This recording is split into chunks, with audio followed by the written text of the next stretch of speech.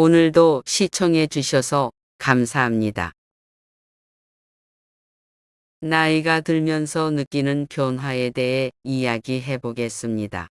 나이가 들면서 삶이 조금씩 변하는데 그중 하나는 더 많은 시간을 가지고도 심심해지는 경향이 있습니다. 미국에서 수행된 다양한 연구들을 살펴보면 중년 이상의 사람들 중 좋은 친구라고 소개되는 분들은 특정한 특징을 공유하는 것으로 나타났습니다. 그 특징으로는 배려, 연민, 나눔, 그리고 유머 등이 있습니다. 이런 가치들이 삶에 풍요로움을 더해주는 것으로 알려져 있죠. 마지막으로 이런 소중한 가치들을 소홀히 하지 않고 꾸준히 실천하는 것이 중요합니다. 중년에 들어서면서 친구들의 중요성에 대해 이야기해 보겠습니다. 이것은 간단한 이유로 설명할 수 있어요. 우선 우리는 건강이 나빠질 때가 있고 친구들도 가끔 아플 수 있습니다. 혹은 가끔은 친구 중에 떠나는 분들도 있죠. 하지만 실제로 중년 이후에 이런 일들이 생기기 시작하면서 퇴직 후에 만나지 않게 되거나 멀어지게 되기도 하고 질병이나 사망과 같은 상황을 통해 예전처럼 친구들과 소통하기가 어려워지는 경향이 있습니다. 이는 예전에는 상상조차 할 수 없었던 일이라고 생각합니다. 기억 속에서 지탱해주던 소중한 순간들이 사라져가고 동시에 친구들이 어떻게 변해갈지를 예측하기 어렵다는 현실을 마주하게 됩니다. 그렇다면 중년 시기에 어떻게 친구를 바라봐야 할까요? 또 친구들과 어떻게 소통해야 할까요?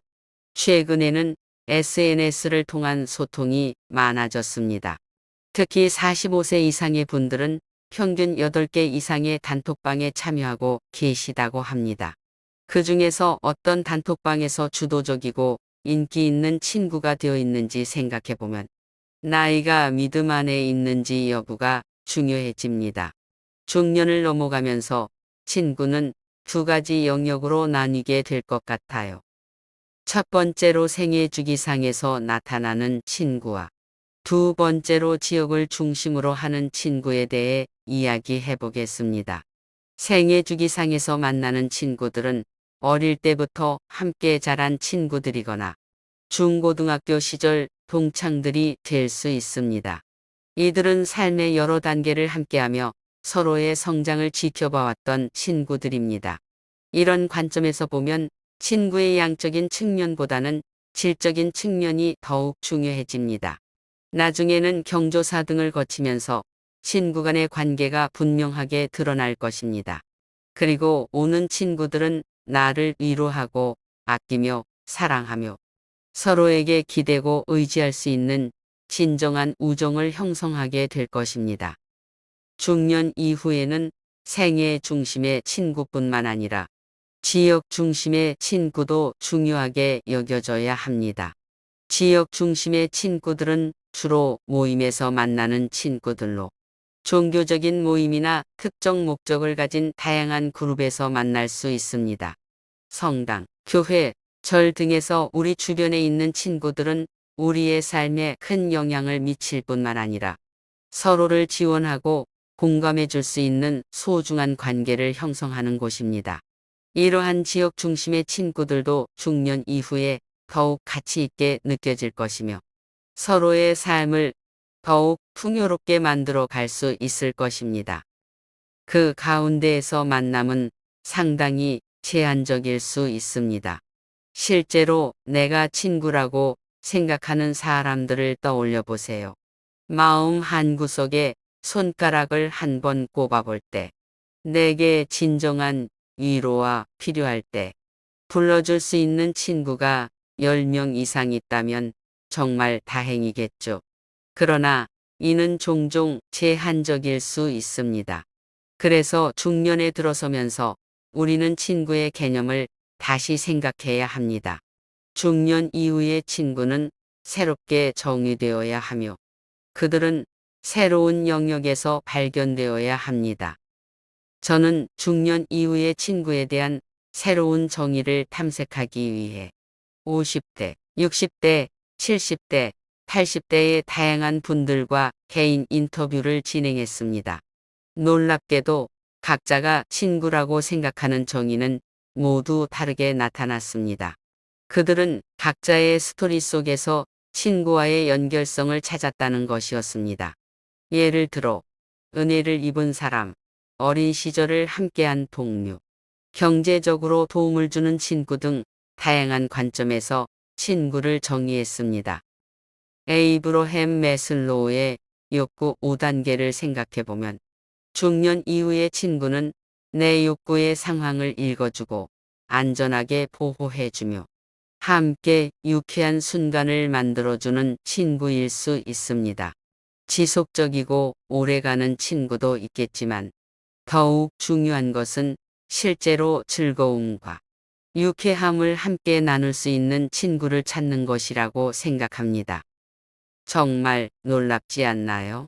생각해보면 아마도 우리는 인간으로서 즐거움을 찾는 존재일 것이고, 이 즐거움을 찾는 과정에서 가장 오랜 관계를 맺는 사람을 우리는 친구라고 부르는 게 아닐까 싶어요. 편안함 또한 즐거움의 한 부분이에요. 편안한 영역은 기쁨과 안정감이 어우러진 곳이죠. 그리고 중년 이후에도 함께 있을 때 기분 좋은 사람, 함께 지내고 싶은 사람을 찾게 되는 건 어떻게 보면 자연스러운 일이에요. 그렇다면 중요한 것은 어떻게 친구를 사귀는가일 거예요. 친구와 가족은 다릅니다. 다만 정서적으로 연결되어 있다는 점에서 친구라고 할 수 있어요. 중년 이후에는 나에게 돈을 빌려주는 사람이 친구라고 생각하지 않을 때, 나와 함께 돈을 빌리러 가는 사람이 친구라고 생각하는 것이 중요해졌어요. 중년기는 우리 인생의 절박한 순간들이 많아지는 시기이지만, 그런 시기에 나와 함께 어울리는 친구를 찾기는 어려운 일이 될 수 있죠. 하지만 정말로 없을까요? 지금부터 손가락을 꼽아보면서 나의 과거, 현재, 그리고 미래를 고려해 세 가지 영역의 친구를 한번 찾아보는 것이 좋을 것 같아요. 먼저, 지난 세월 동안 함께 나눴던 친구들의 이름과 얼굴을 생각해 보세요. 그들이 떠오르고 있을 텐데 정말 다양하고 많은 것이 있을 거예요. 먼저 첫 번째로 과거에 함께했던 친구는 소중한 존재입니다. 그들은 반드시 지켜야 할 소중한 친구들입니다. 미래에 이어질 소중한 친구들이기도 합니다. 이들과의 연결을 놓치지 않도록 자주 연락하고 만남을 갖는 것이 중요합니다. 적어도 2번에 1번은 밥 사주시는 것도 좋은 방법이에요. 마지막으로 만났을 때는 부정적인 이야기를 최대한 피해 주시는 게 좋습니다. 이 세 가지 항목을 지켜주시면서 오랫동안 친구를 유지하는 비결을 찾아가는 것이 좋습니다. 두 번째로 현재의 친구들이 있어요.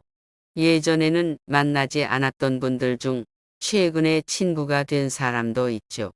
이런 사람들도 매우 소중해요. 왜냐하면 중년 이후에는 친구들과의 관계가 더욱 귀중해지고 절실해지기 때문이에요. 이 시기에는 새로운 친구를 찾아야 하는 때기도 하죠.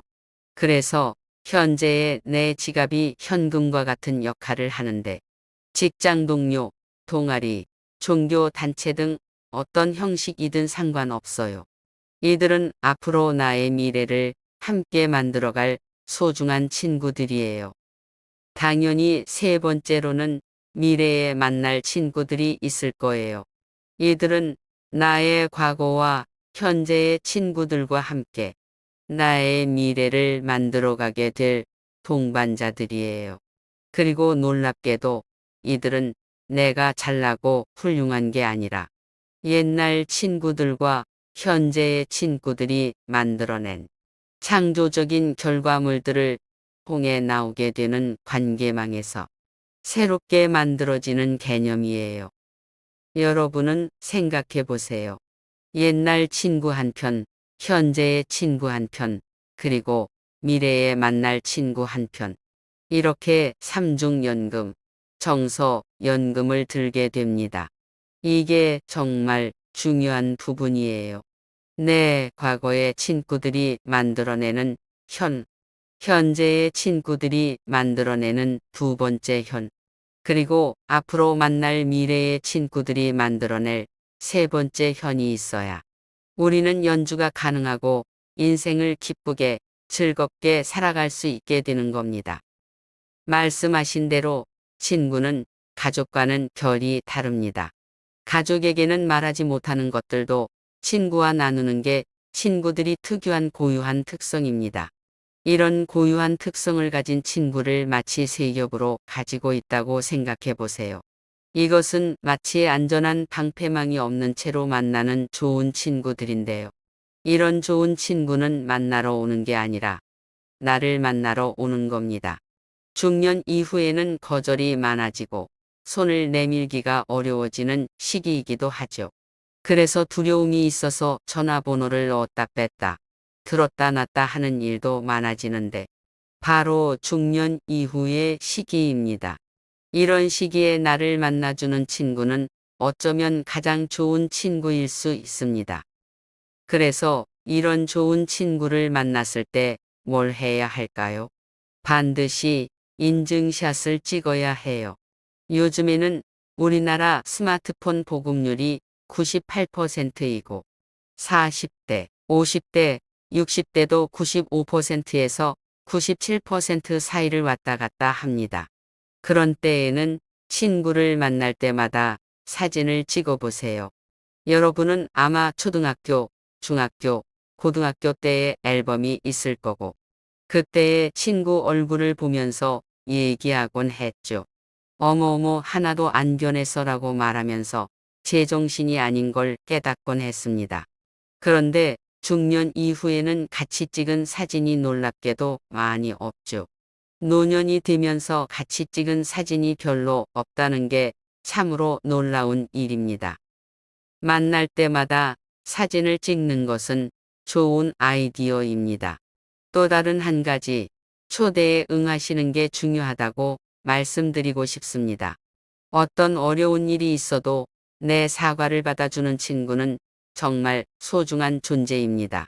그래서 친구가 만남을 제안하거나 이런 제안이 있으면 불가피한 경우가 아니라면 그 자리에 참석하시는 게 좋을 것 같아요.